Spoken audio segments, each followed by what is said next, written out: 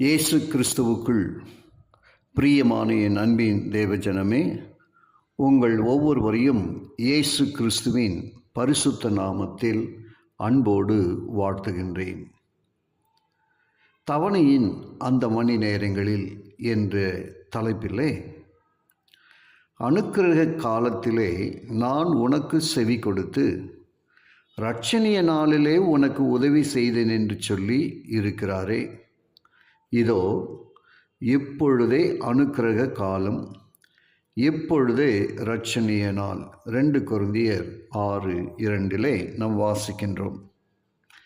அன்பான தேவ பிள்ளைகளே, சந்தேகமின்றி கிறிஸ்து சீக்கிரம் வருகிறார் என்று நாம் விசுவாசிக்கிறோம். இது நமக்கு ஒரு கட்டுக்கதை அல்ல, இது ஒரு உண்மை.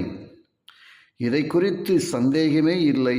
அநேக ஆண்டுகளாகும் சந்தேகம் இருந்ததில்லை.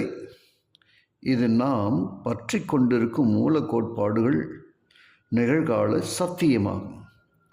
நாம் நியாய தீர்ப்பை நெருங்கி கொண்டிருக்கிறோம். அவரை சந்திக்க ஆயத்தமாகி கொண்டிருக்கிறோம்.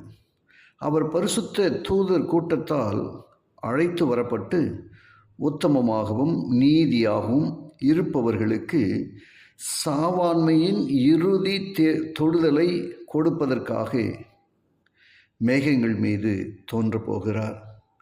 அவர் வரும்பொழுது நம்முடைய பாவங்களை விட்டு நம்மை சுத்திகரிப்பதற்காக வராமல், நம்முடைய குணங்களில் உள்ள குறைகளை அகற்றுவதற்காகவே, அல்லது நமது குணங்கள் நமது மனப்பாங்குகளில் உள்ள குறைபாடுகளின்றி குணமாக்குவதற்காகவோ அவர் வரவில்லை.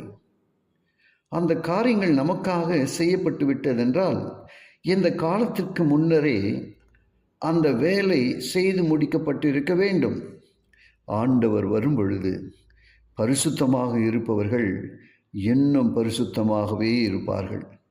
தங்களது சரீரத்தையும் ஆவியையும் தூய்மையான நிலையில் காத்து கொண்டவர்கள், பரிசுத்தத்திலும் மேன்மையிலும் காத்து கொண்டவர்கள் அந்த சாவாமையின் இறுதி தொடுதலை பெற்றுக்கொள்வார்கள்.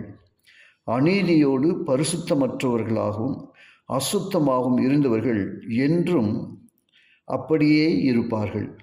அவர்களது குறைகளை அகற்றி அவர்களுக்கு பரிசுத்த குணங்களை கொடுப்பதற்காக அச்சமயத்தில் அவர்களுக்காக எந்த வேலையும் நடைபெறாது. அவர்களுடைய பாவங்களையும் கேடான காரியங்களையும் அகற்றுவதற்காக புடமிடுகிறவர் உட்கார்ந்து தமது புடமிடும் நடவடிக்கையை தொடர்வதில்லை.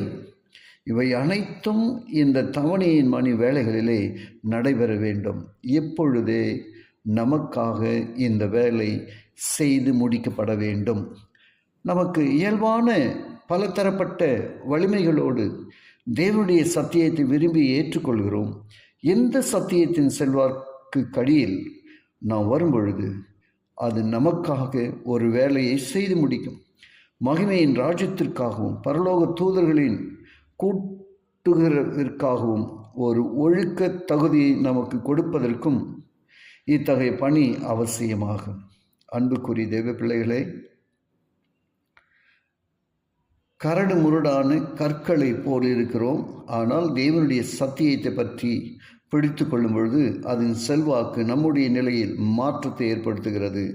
எத்தகைய தன்மையுடைய பாவமானாலும் கரையானாலும் நம்மை பாவமானாலும் கரைகளானாலும் நம்மை உயர்த்துகிறது.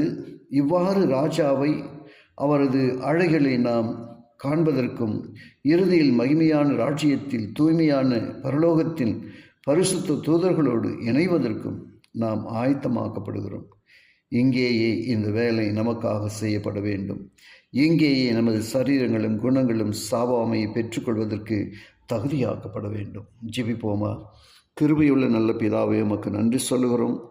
எங்களுக்கு நீர் கொடுத்த வாக்குத்தத்தமான வசனத்தில் உன் தேவனை சந்திக்கும்படி ஆயத்தப்படு என்று ஆமோஸ் 4:12 வாசிப்பது போல நீர் எங்களை ஆயத்தப்படுத்துவதற்காக ஸ்தோத்திரம். கேட்டு ஒவ்வொருவரையும் ஆசீர்வதியும். இயேசுவின் வழியாக ஜெபிக்கிறேன் நல்ல பிதாவே, ஆமென்.